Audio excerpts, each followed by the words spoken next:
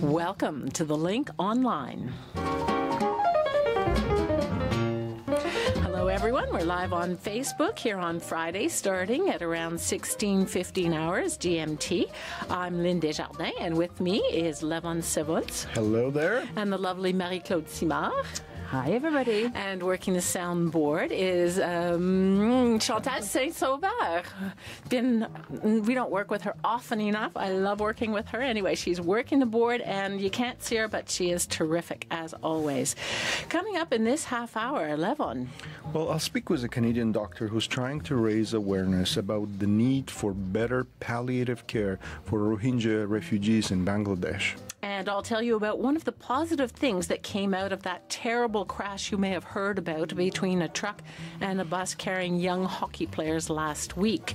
And Mark left us a story about farmers' concerns regarding the mega mergers of multinational chemical and biotech companies. We'll have those stories, your comments, and more coming up on this edition of The Link Online.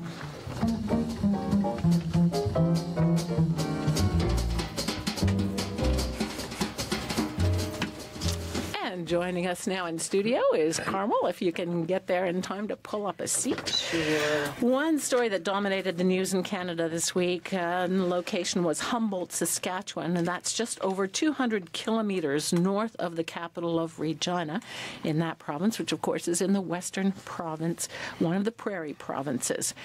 As happens all over Canada during the winter months, a bus was taking a group of young hockey players quite a distance to play the game they love. It's a very big country, as you probably all know, and these players just often take very long bus rides. They can last an hour to 4 hours, 5 hours, and they do it fairly often.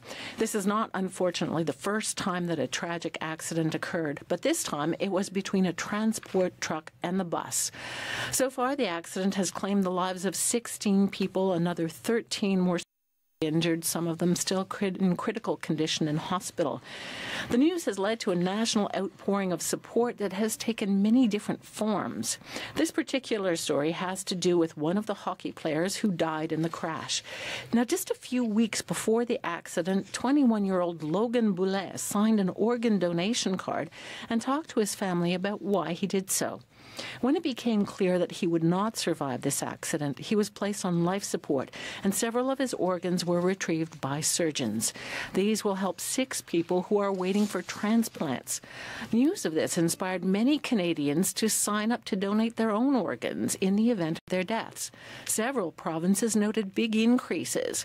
To find out more, I spoke with Michael Turner. He's the program lead for the Canadian Organ Replacement Register at the Canadian Institute for Health Information. So there's 2 types of organ donation. There's deceased organ donation, where a deceased person can donate all of their organs or up to 8 major organs. Canada is a little bit below average in the OECD, but Canada's rate does compare pretty closely to that of the United Kingdom and to Australia. When it comes to living donors, the Canadian rate is actually above average when it comes to comparison internationally. What are the obstacles to getting people to commit to organ donations after they die? Well, the first step is registering to be an organ donor, and while the vast majority of Canadians support organ donation, there is a pretty big gap between those who support organ donation and those who actually register to be an organ donor. So the first step is really to register to be an organ donor. The second part of the step, which can be just as important, is talking to your family about your wishes to be an organ donor, because in Canada, hospitals will not retrieve any organs against the family's wishes, even if that person has signed up to be an organ donor. How many people are there on average waiting for an organ in Canada? So in Canada, there is about 4,500 people waiting for an organ transplant. The majority of those, about 3,500, are waiting specifically for a kidney transplant. And do they usually get them? Depends. Not everyone is always a match, but we do know that in Canada every year, about 250 Canadians will die while on an organ transplant waiting list. And the waiting time, it really differs by organs. Since the biggest need is with kidneys, we have observed that the average person will spend 4 years on dialysis before getting a kidney transplant. Canada's a huge country. Does that make organ transplantation more difficult? Well, there's always logistics between the distances. There's only so many centers that will perform organ transplants. For example, in Atlantic Canada, there are 4 provinces there, but there's only one transplant program which will actually perform transplants, and that's in Halifax. So even though organs can be retrieved from any hospital in the Atlantic Canada, the closest transplants can only be performed in Halifax or, depending on the organ, sometimes other provinces as well. So sometimes, I guess, organs have to be transported over great distances. Yes, there's a whole process in Canada to keep the organs viable, and just as important is to identify a match, and the person who is receiving the organ has to be available and ready to go into surgery as soon as they're called upon. But there is a whole process to get the organ to the right people who can transplant it. And that was Michael Turner of the Canadian Institute for Health Information. He hopes the increased awareness of the need for organ donations will continue to encourage people up for it. And it's interesting because in a very similar way, news of this bus accident caused a real spike in the number of people donating blood right across the country, too. And there were lots of other actions. You did a story as well, Neville. There was an interesting and an ongoing social media campaign that involves people leaving their hockey sticks outside on the porch. It's a very, it sounds very simple, but it's such a heart-wrenching thing to see and read some of the comments people make on Twitter, Facebook. You know, a lot of people knew nobody on this bus, but because, as you said, hockey is such a phenomenon in Canada. Almost everybody can identify, parents who drive their children on these hockey games, people who have grown up playing this kind of games, traveling from one city to the other. So it has really touched a nerve in Canada. Yeah. But it's not just hockey families. It's basically North American in the sense of one of the Blue Jay baseball players had Humboldt on his cap. And, whether it's baseball in the States or basketball, all these young athletes, wherever they are across North America, are on these long bus trips. In the States, when playing in those other leagues, they're all on buses, and they're all they can all identify with coming up and being that age and at that stage, and what a tragedy. Yeah, another way people really paid tribute to those who were victims of the crash, where they wore their jerseys, and whatever their sports team, they just wore the jerseys. And of course, we should mention that there's at last count, over $9 million Incredible. That came pouring into a GoFundMe page for victims of the crash. So it's probably one of their largest campaigns, certainly in the top 5 yes, now. And it is the top in Canada, and it hasn't ended. So the last I looked, yesterday I looked, and it was over $9.2 million, and I'm sure it has grown since then. And the other aspect that's kind of interesting is that one young man who spoke with CBC yesterday, a broken back, I think will never walk again, likely, but is already talking about joining the sledge Paralympics. Yeah, so Paralympics. So this puts the spotlight on the Paralympics in a new way as we watch probably some of these players move into that league. Very, very sad, but certainly a lot of hopeful stories coming out of this as well. We'll have more for you coming up in just a moment.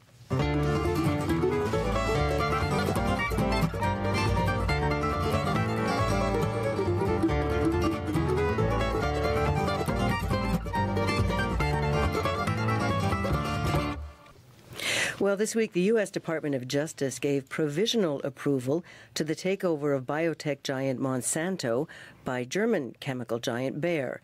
Both organizations are already huge multinationals in the global agricultural market. The multi-billion-dollar merging of the two companies now greatly reduces the competition in agricultural chemicals and seeds. Meanwhile, two giant fertilizer companies, Potash Corp and Agrium, had merged to form the company Nutrium. And China Chem and Syngenta were another chemical and biotech partnership worth billions of dollars. Dow and DuPont have merged, creating another biotech and chemical merger.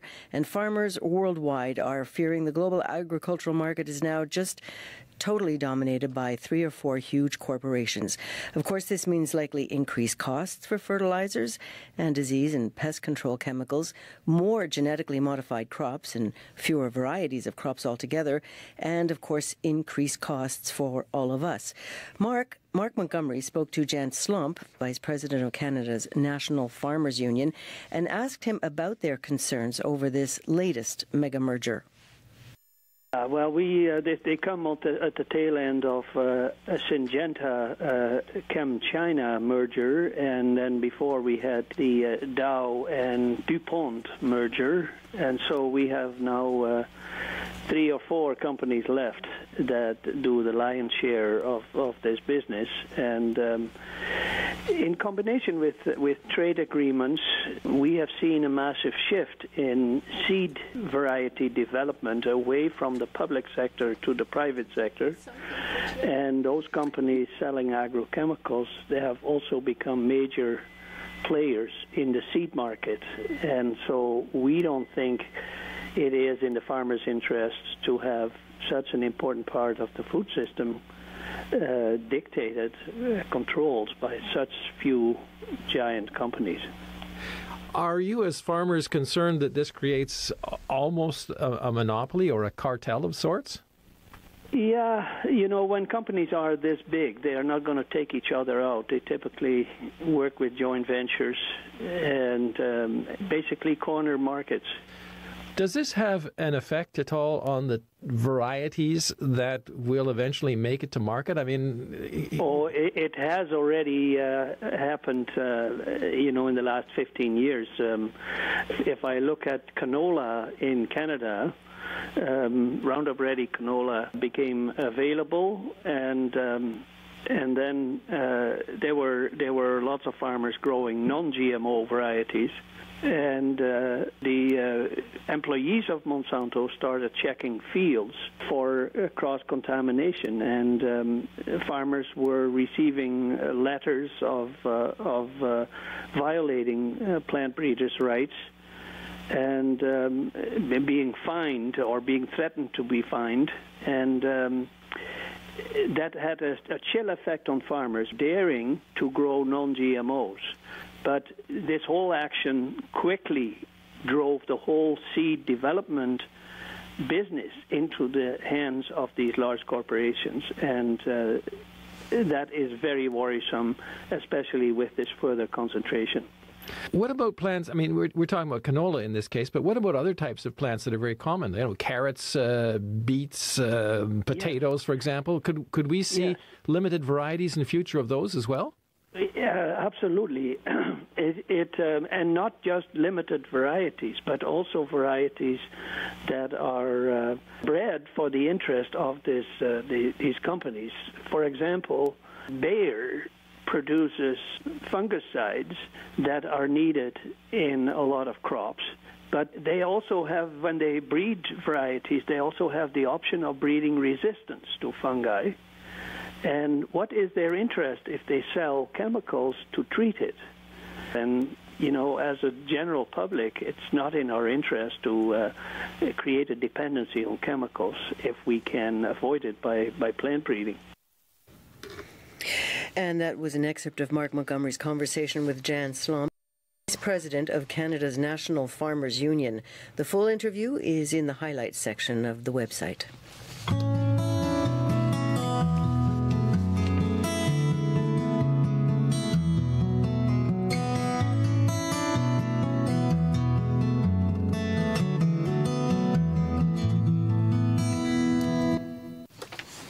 Now for some of the comments to the stories that we have posted. We're starting us off this week is a comment from one of our regulars, Peter Ashcroft in England, and it concerns the death of a lake near Sudbury, Ontario, due to the heavy use of road salt for safety during the winter. Peter writes, "The more we learn about the environment, the more we need to adapt to ecologically friendly systems as part of our customer service. Is grit a preferable alternative?" And in response to Mark's story concerning the mega merging of global agriculture, the one you just heard, Ursula Wagner wrote, Germany becomes more and more a place where bad news is normal practice. The news is simply dreadful, but it's been on its way for a while.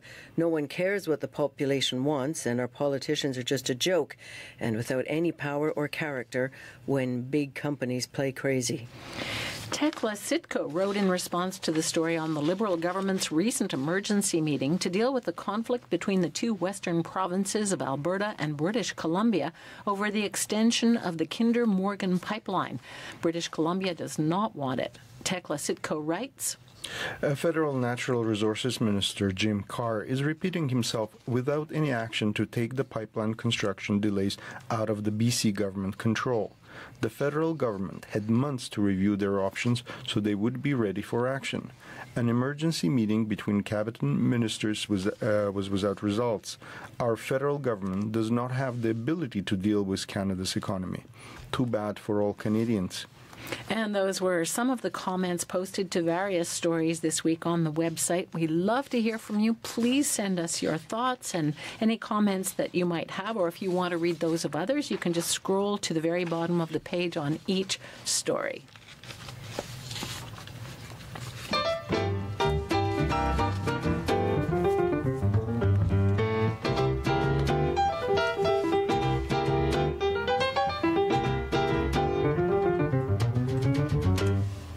Humanitarian agencies and governments around the world have spent millions of dollars helping nearly 1 million Rohingya refugees in Bangladesh.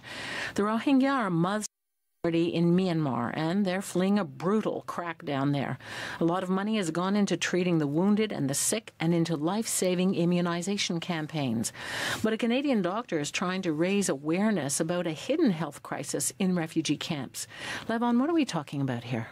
Lynn, Dr. Megan Doherty is a pediatrician, and she specializes in palliative care and works at the Children's Hospital of Ontario in Ottawa. She has recently returned from a trip to Bangladesh, and Doherty and her colleagues were visiting refugee camps in the Cox's Bazar area, and she says she was struck by the lack of palliative care there. One case really touched her. She met a 4-year-old girl who was suffering from horrific headaches because she had eye cancer. The tumor was removed, but because she didn't have follow-up care, the tumor returned, and there was nothing Dr. Doherty could do for her because there were simply no medications that could treat her pain. The thing was, these was simple medications like morphine tablets that are widely available to Canadian doctors, doctors in other countries. So this case, she says, kind of illustrates this hidden tragedy happening in Rohingya refugee camps. It says so much of the effort has gone into saving the wounded, helping the sick, that very, very little is left for people who are beyond saving. There hasn't been a lot done to understand what happens to people who have chronic or life-threatening illnesses in a humanitarian crisis situation. We know that from our report that the majority of these people are actually unreached by the usual humanitarian health system. We find that this imperative to save lives, which of course is very important, often means that those who have serious chronic or life-threatening illnesses and cannot be cured are neglected or forgotten.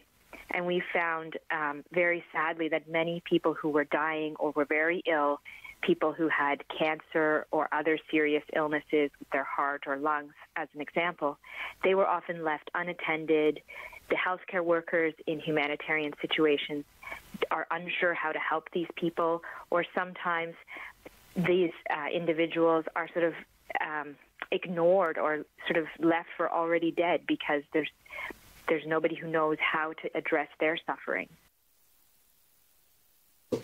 That was an excerpt of my conversation with Dr. Megan Dorn. She's a pediatrician and a palliative care specialist at the Children's Hospital of Eastern Ontario, and she says she will be going back to Bangladesh this summer to help set up a better palliative care system in the camps and in Bangladeshi hospitals. She works on several initiatives. She's married to a Canadian diplomat, so they had been posted to Bangladesh for, I think, 3 years. So she knows the country very well, and this is a case that is very close to her heart. And the interesting thing she told me was that there are now very inexpensive ways for healthcare systems in these developing countries to adopt better palliative care. So, for example, very recently, 2 weeks ago, there was a summit organized by Lancet that presented this toolkit. It's basically a collection of procedures, equipment, very basic equipment, simple things like mattresses for people who, where you can recline the mattress, because for people with chronic diseases or, in terminally ill stages, they need to more than just a simple mattress on the floor. And she says these things, with a bit of training and with help of their colleagues over Skype. So it's very interesting that now there was this technology, they're able to provide counseling to their colleagues in other countries just over the phone, over Skype. They received 3 days intensive training on offering palliative care, and then they can call in and speak with their colleagues on more complicated cases. And this kind of, all she needs, she says, is more awareness even among medical professionals themselves, because even doctors very often don't know how to treat pain and how to deal with these terminally ill patients. That's one of the issues in palliative care that's been raised in the last few years, that where doctors or the profession tend to hold back on using the painkillers. I remember there was an international conference here in Montreal, and that was one of the subjects, the fact that don't hold back, the worry about people getting addicted, which is so heartbreaking when people are actually dying. Addiction is irrelevant. It's comfort that's most important. Yeah. And it certainly is becoming a problem for people who have terminal illnesses, who can't get access to the opioids and are having to turn to the street, and then some of them are dying because they end up taking non-standard drugs that may be laced with fentanyl.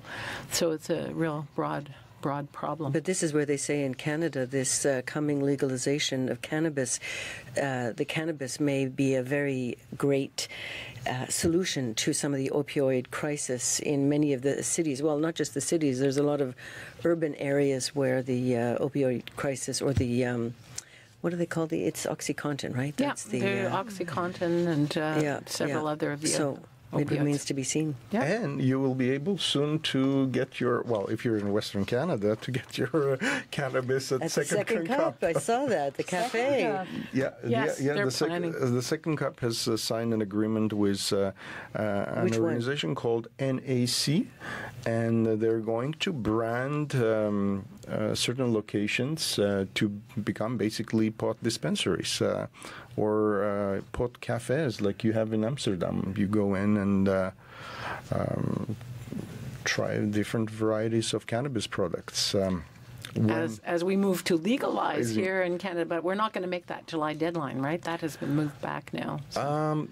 It's going to be in the summer sometime. Sometimes in the summer, yeah, because the Senate finally voted on it with some delays, but it was quite surprising, that vote. I thought it would be a little closer, but it wasn't. It was quite in support of moving ahead on this. It's very interesting how, I speak with for example, relatives in Armenia and in Russia, and when you tell them about that Canada is about to legalize marijuana, in a lot of places it comes with a lot of stigma. Like, drug use is still very, very much a no-no. But it depends on the drugs. I mean, the people who are using the stuff over the counter, and misusing it, there's no stigma about that. So if you look at the history of marijuana use in Canada, twice, I mean, the Ledane Commission recommended it be decriminalized ages ago, back in the 60s, early 70s, and it was just the immersion of cannabis into North American culture, and it was stigmatized. So really, the comparison to alcohol is fine, and the abuse of alcohol is rampant, but... Speaking of which, I posted a blog today, and I just wanted us to get to some of the other blogs.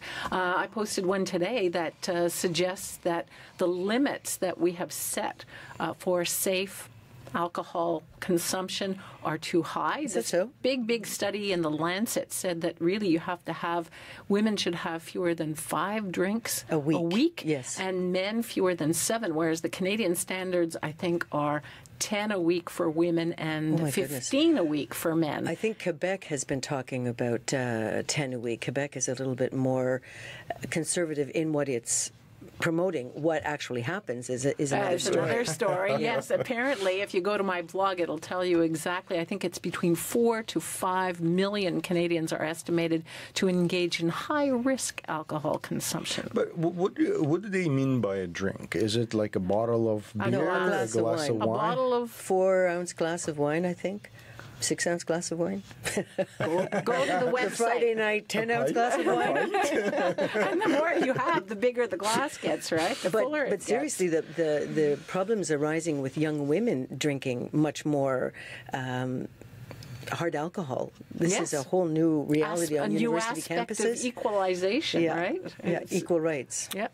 Oh, vote go all the way. Oh, Levon, you wanted to talk about one story. Well, I think this is a story that we're going to be hearing a lot in the coming days and weeks. This, ongoing conflict over the Trans Mountain pipeline between British Columbia and Alberta, and Prime Minister Justin Trudeau, who's in Peru right now and was supposed to fly straight to France for another series of meetings, will be flying back to Ottawa instead on Sunday to meet with the premiers of British Columbia and Alberta and try to mediate this crisis. It's threatening to degenerate into a full-blown constitutional crisis. And because a pipeline is technically a federal jurisdiction, but the government in British Columbia, which is very, very opposed to this pipeline, it's already there. The project is to increase its capacity almost threefold,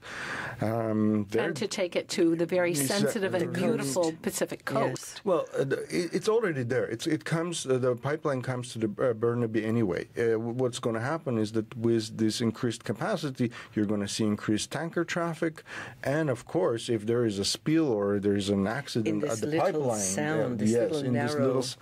which is already a very difficult place for ships to navigate. So there's a lot of concern on the maritime spill, but there's also a lot of indigenous nations that have never ceded their territory. They have never signed treaties with Canada and are absolutely opposed to this. So there's so many interesting layers to this It's story. a triangle of jurisdictions. Yeah. So you have the federal government, you have the provincial government, and British Columbia and Alberta threatening trade wars. So we might have a trade war internally, and God knows where it takes us. Carmel, you had a blog I just noticed that we were talking about cafes earlier. Second Cup, a well-known, much-loved Canadian cafe, but here in Montreal, 2 independent cafe proprietors have taken action into their own hands. Maybe you've noticed going into the cafe and finding it totally silent, one person, one laptop at one table. Drives me crazy. The first time I noticed it, I was just shocked. Anyway, in one place in the Mile End, the young man has declared 11 to 3 p.m. laptop-free zones. Half the restaurant is laptop-free, so another young woman just cut the Wi-Fi connection altogether. Oh, okay. So if you want to They have might talk to each other. Exactly. Bring that conversation. Fabulous. Well, that's about it for our show today. I'm very sorry, Marie-Claude Simard, I forgot to introduce you. You're doing wonderful things, getting us up on Facebook and showing pictures, and so we always appreciate you. Yeah. With me, of course, is Carmel Kilkenny, Lavon Savuns, behind the glass, Chantal Saint-Sauveur, and way back there is Pierre Dutil, who just is visiting today for, I don't know, maybe he's checking up on us, see how we're doing in the absence of Mark Montgomery, who left us a story. We're very grateful for that. So for the whole crew, I'm Lynn Desjardins, wishing you all a marvelous week, and please join us again next week for The Link Online. Bye-bye. Bye.